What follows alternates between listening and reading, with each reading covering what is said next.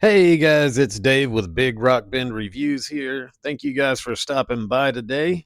I've got a new knife here for us to look at. This is the QSP Penguin. Very cool looking knife.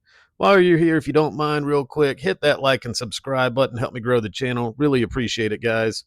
So yeah, this is the QSP Penguin V2. This model has the red shredded carbon fiber handle and a D2 blade with a black finish. You can get a little close up on the blade here, let you see how that looks. A little jimping on the back, so you get good traction. So this is a sheep's foot style blade. It's got some decently thick blade stock. Looks like it can handle some pretty good use. You can see the thumb stud and that really cool looking red shredded carbon fiber handle. You can see the liner lock. Now I will say that lock does not look like it catches over all the way, so a little concerned about that, but we'll see how it does when I get into the use. But from an aesthetic standpoint, really cool looking knife. You can see the D2 stamp on the blade and the model Penguin V2 with that thumb stud there. It's a very sharp edge, very smooth finish on the blade, very cool looking blade. D2 steel is pretty standard. I mean, nothing super special there, but tough, relatively competent steel. With the edge this has on it, should get some good cutting action out of it. Very, very sharp edge. A little bit of a point here too, so if you have to open packages and stuff, shouldn't have any issue there. But really, the coolest thing to me about this knife is the way it feels and that red shredded carbon fiber handle. It just looks really cool. But feels like you can get some good leverage on it. You can see that handle in the light. That is just really, really slick looking. And the pocket clip, very good retention. The action on this knife, very snappy, opens real smooth, real easy. Got that good solid click when it opens. Like I said, I'm a little hesitant on the liner lock. That's not my favorite locking mechanism to start with, but we'll see how it does when I get into the use. But definitely good feel on the opening. So very cool. Here we're going to get into the cutting test and see how this thing performs. So I've got my thin regular paracord here. I don't think there's going to be any issues at all cutting through this. With this keen edge on there, yeah, it just pops right through that, no problem. Very easy to cut, very easy to slice through that. No issues whatsoever. You can see, yep. Very clean, no pulls, no tears. Good job. Fully expected that to be pretty easy. Now I've got some thicker rope here. This is going to be like a climbing rope kind of thing. Don't think there's going to be any issues with this either. This material is usually pretty easy to cut through. Yeah, it just snaps right through there. Very, very smooth, very even edges on the cut. That's what you want to see. Nothing getting torn or caught or dragged on that edge. So very good cutting knife.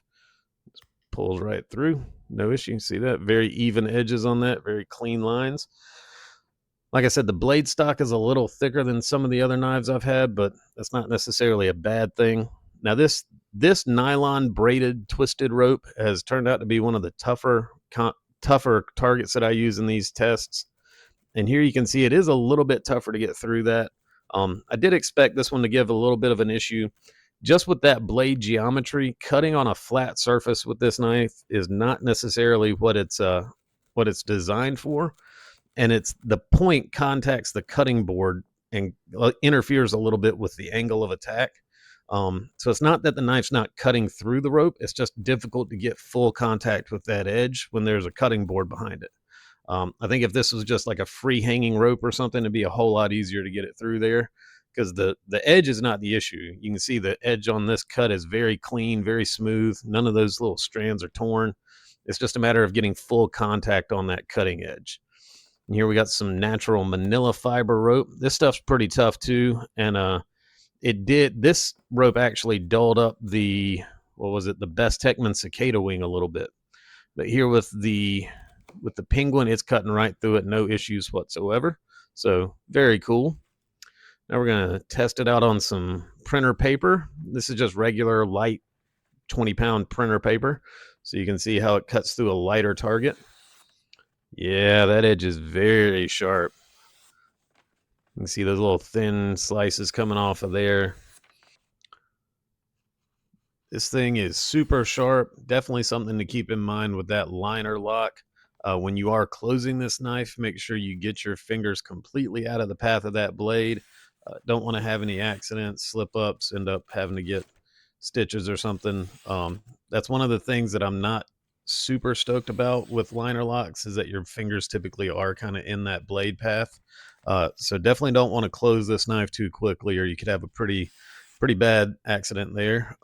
Just something to kind of keep in the back of your mind. But as far as the blade performance goes, so far this thing looks like it's going to be a really good cutter. Like I said, with that D2 steel, it's tough, but not so tough it's difficult to sharpen.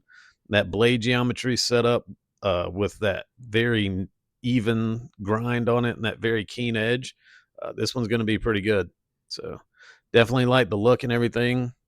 Super stoked to get this in the out in the field and see how it does in the real world. So